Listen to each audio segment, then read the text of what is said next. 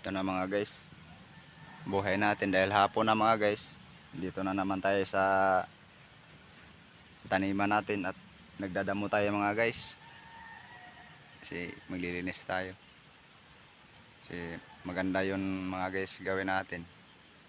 Kahit farmers lang tayo, at least nagsisikap tayo na mabuhay natin yung pamilya natin sa tamang pamamaraan. Hindi tayo nagnanakaw, wala tayong tinatapakan ng tao. At least kahit farmers, pinagmamalaki ko yung buhay ko na ganito. Siyempre, ito lang ang kaya kong gawin para sa pamilya ko eh. Kaya ito guys, nagtitiis ako. Alang-alang sa pamilya ko mga guys. Kasi yun lang talagang kaya kong gawin. Hindi naman, saka itong ginagawa ko, hindi naman to masama. Saka marangal naman na trabaho to kahit magsasaka lang ako.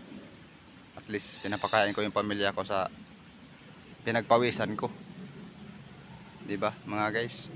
Kasi may ibang tao diyan porket farmers. Ang baba ng tingin nila sa atin mga farmers.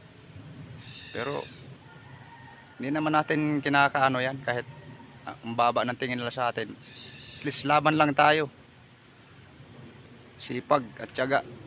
At least hindi tayo nagnanakaw. 'Di ba mga guys? Ayun lang maipagmamalaki ko mga guys sa aking pamilya. At least tanggap na namin ang buhay namin na kahit ganito lang kami. Na mahirap lang. Pero at least masaya kami.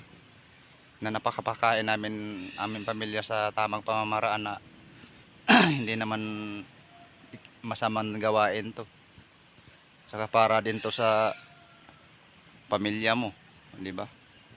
Ganun guys, proud ako guys na magiging magsasaka ako. Sige mga guys, maraming salamat.